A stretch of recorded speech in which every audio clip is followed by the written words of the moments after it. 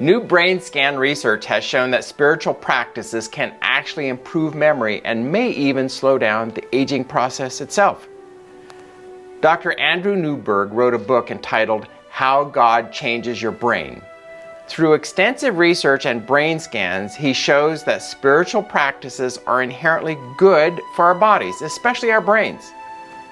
According to Newberg, both meditation and prayer play significant roles in strengthening important circuits in our brains, which make us more socially aware and alert, while reducing anxiety, depression, and neurological stress.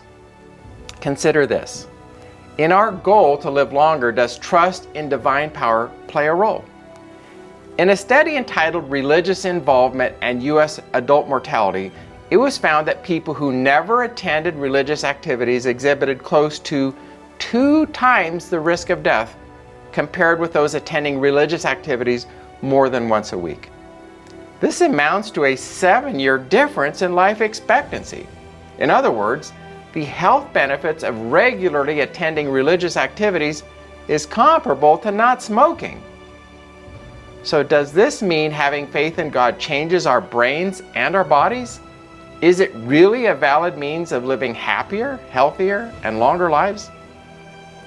Well, for starters, different studies have shown a connection between a lack of religious service attendance and the likelihood of having respiratory disease, infectious disease, or diabetes. The health risks extend so far as having high blood pressure, depression, suicide, lung cancer, coronary heart disease, chronic obstructive lung disease, and hospital admissions. It is also more likely to become physically disabled and suffer from weaker immune systems. In contrast, regular church attendees were more likely to stop smoking, increase their physical activity, become more social, and stay married. It's all pretty startling, and you might be thinking, how does it all work? Well, organized religion usually provides a social support system that's been shown to improve overall health.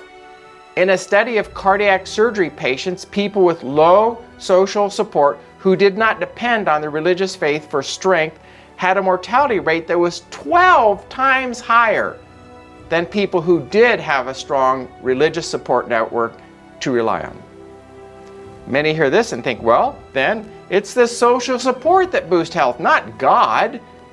It's a question that's been asked often enough that a study was conducted to examine it. The study followed 22 kibbutzim, which are essentially collective Jewish farming communities.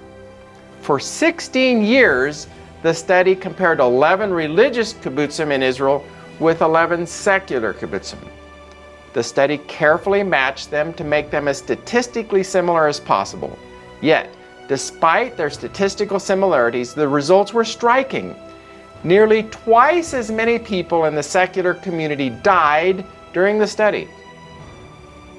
Ever consider the phrase power of prayer? Academic studies show that prayer has beneficial health effects, particularly for the person who is doing the praying. Studies of petitionary prayer, in which a person prays for his or her own health or peace of mind, show tangible statistical results. Science backs up the benefit of praying for your own health, especially when it comes to mental health like clinical depression. So, does God change our brains?